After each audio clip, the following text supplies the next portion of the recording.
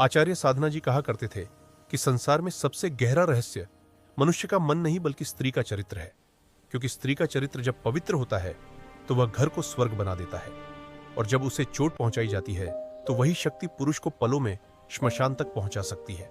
और इसी सत्य को सिद्ध करने वाली कहानी है कंचनपुर गांव की त्रिया की, जिसके जन्म के क्षण से ही उसकी मां के मन में यह बात उतर गई थी कि यह बच्ची साधारण नहीं, उसकी आंखें जन्म से ही किसी रहस्य का संकेत देती थी।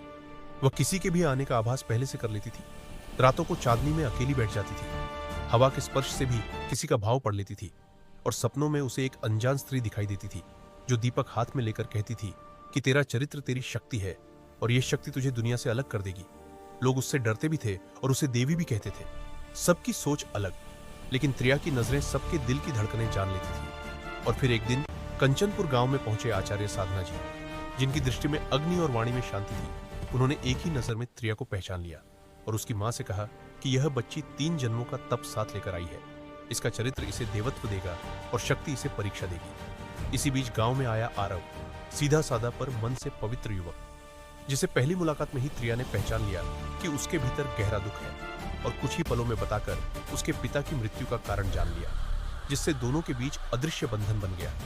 गांव में चर्चा होने लगी कि अब त्रिया का चरित्र आरव की किस्मत बदल देगा।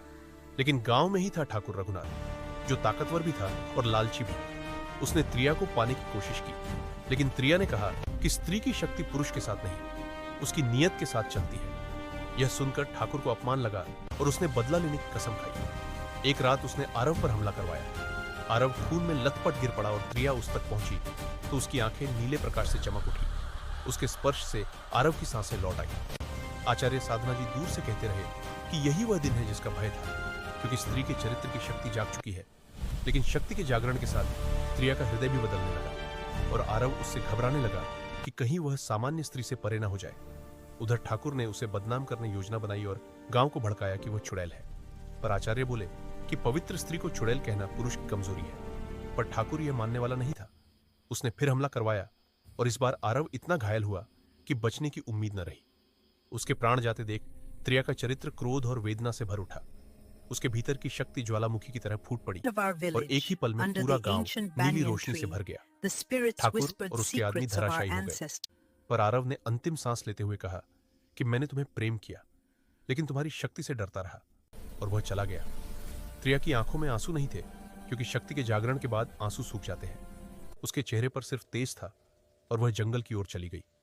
लोग कहते हैं कि आज भी चांदनी रात में उसकी छाया दिखाई देती है, पवित्र स्त्रियों की रक्षा करती है और पापियों को दंड देती है।